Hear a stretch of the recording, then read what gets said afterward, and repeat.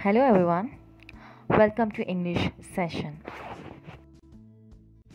Hello children, in today's class we're going to see a poem, The Ant and the Cricket. Glossary.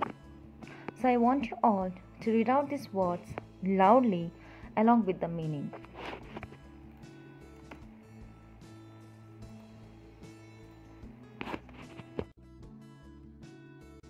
So let's start our poem, the first stanza.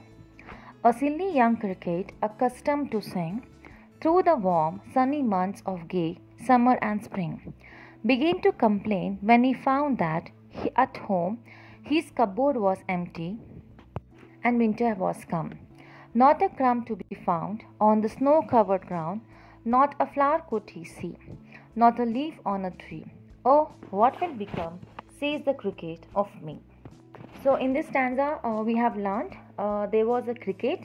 So what is a cricket? Cricket as an insect which is similar to a grasshopper. Okay, and this cricket was young and not so wise, not so clever. So he had a habit of singing, dancing during happy times. So during spring season and summer season, and during warm weather is like sunny weather, where allowed the green vegetation, right? And all living beings got appropriate food and water. So during this spring, summer and warm season, what will happen? All the green vegetation was there, all the grasses were proper and all able to eat proper food. So we were getting minimum food and maximum food and water during this season. So now in contrast, what happened? During the winter months, the whole place was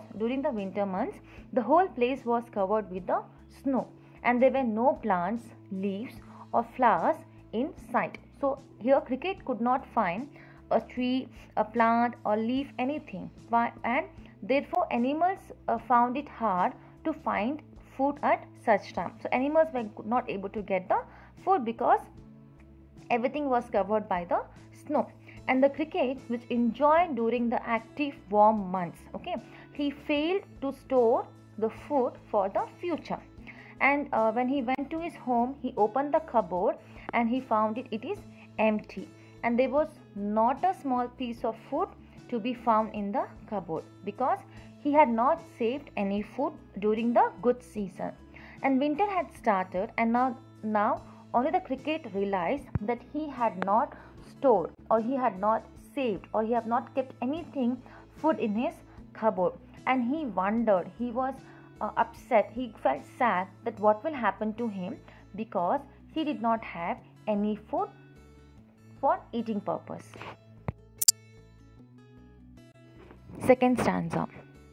At last by starvation and famine made bold, all dripping with wet and all trembling with cold, away he set off to a miserly ant to see if to keep him alive he would grant him shelter from rain and a mouthful of grain. He wished only to borrow, he would repay tomorrow. If not, he must die of starvation and sorrow. So in this stanza, the cricket had not saved any food for the future, right? So he wondered what will happen to him if he did not have food. He would have to starve without food if he did not do anything now. So he was soaked. He was totally wet and shivering because of the extreme cold weather, right? So during the winter season, we start shivering because of very much cold. So he finally, what did he decided? He gathered the courage from the fear of being without food. He don't want to be without food, and he started his journey to visit the ant and ask his help. And the cricket said that he wanted to borrow from the ant and he will repay it. Repay it means he will give it back in the future. So tomorrow here meaning is not referred to the future, not the next day. Okay, it's referred to the future. So he asked for a staying place for the winter, and he asked for a mouthful of grain. Mouthful of grain means a quantity of grain that is sufficient for insects like cricket. And if he does not give him food and shelter, if ant did not give him food and shelter, the cricket will die of lack of food and disappointed. The poet referred to the ant as a miserly. Here, my third stanza. Say the ant to the cricket, I am your servant and friend.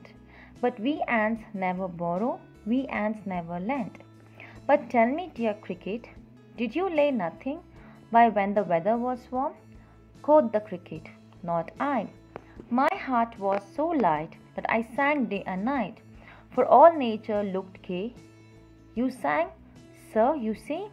Go then, says the ant, and dance the winter away. In the previous stanza, the poet refers to the ant as miserly. So, miser means refer to the people who save a lot and spend very little. We usually say as conjures, right? So, they spend very little and they save a lot. So, it would be given positive meaning here to praise the ant's quality of thinking about future and preserving food for the cold days. Okay.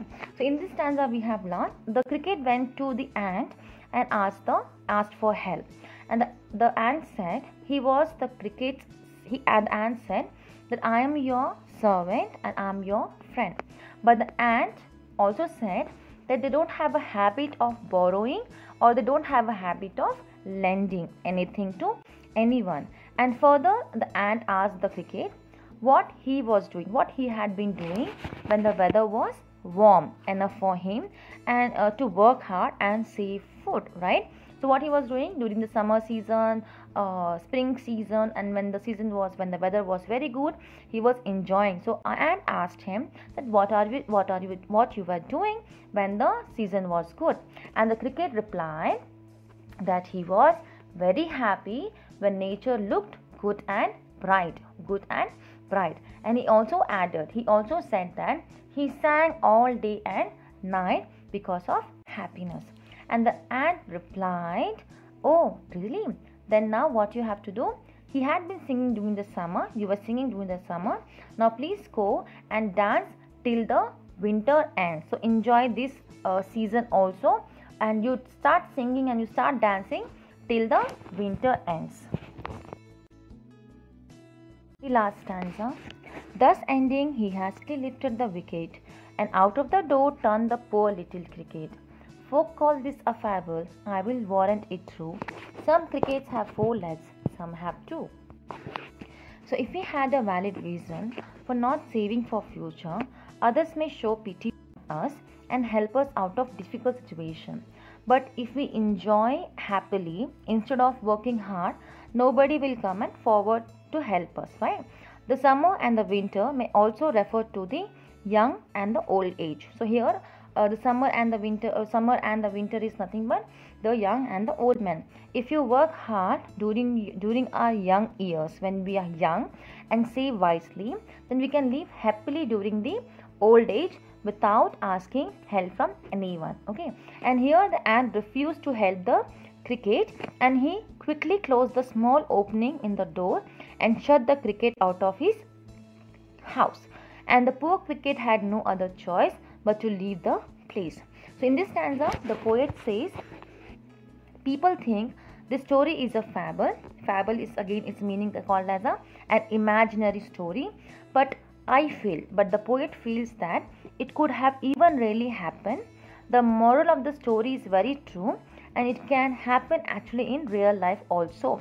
He referred to the cricket in the poem as a 4-legged cricket and human as a 2-legged cricket. If we are silly enough like the cricket, we will also end up by starved and disappointed. So we should always think ahead and save for the future. So dear children, I hope you enjoyed this poem.